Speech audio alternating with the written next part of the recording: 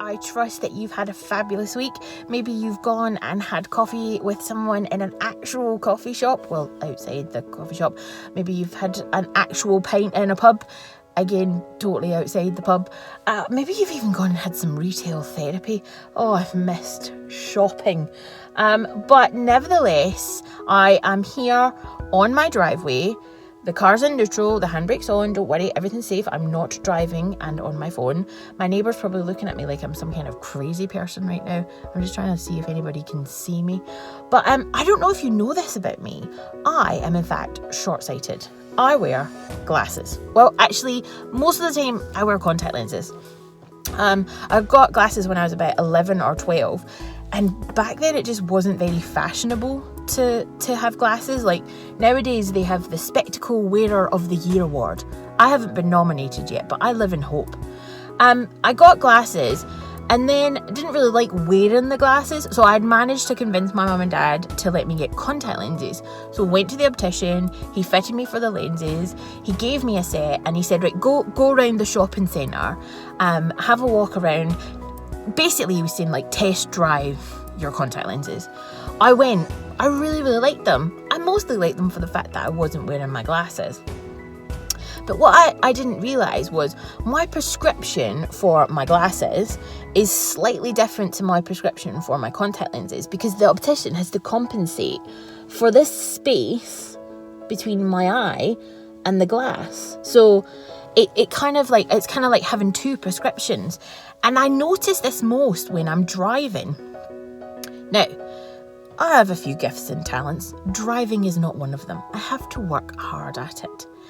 So this little bit here, like I say, most of the time I wear my contact lenses. So I go out and I'm driving and it's fine. Come up to a roundabout, come up to a junction, my peripheral vision, good to go.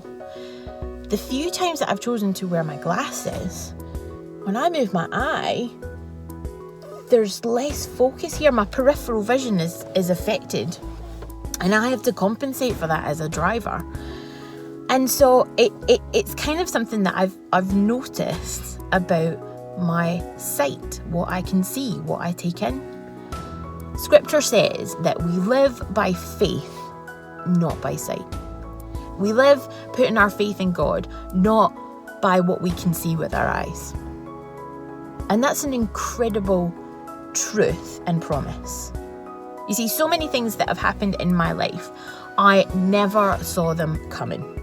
I never saw the frustrations, I never saw the tough times, I never saw the times that were really, really difficult. They came right out of left field. Equally, I never saw a lot of the blessings that came along. I never saw, becoming a mum, getting married, being able to buy a house. I didn't know where those things were coming from. It's a bit like if I was sitting in the passenger seat and my husband Chris was driving. Yes, I can see loads and loads of stuff, but I'm trusting him as the driver to take in more. I'm trusting him to pay attention more. I'm trusting him to drive and maneuver the vehicle in a safe way. I'm the passenger. My trust is in him as the driver. It's a lot like that with us and God. We are trusting that he sees more than we do. And that is the truth. God's outlook, God's peripheral vision, God's panoramic view of our life and what happens to us is far more and far greater than what we see with our eyes. Because when Paul wrote that to the Corinthian church, he wasn't just talking about what we see with our eyes. He was talking about what we see with everything. Our thoughts, our feelings, our opinions, our experiences, what we take in as human beings. Those can be really difficult, trying, testing things. Those can be things that we have to carry in life. But he's talking about putting our faith in God.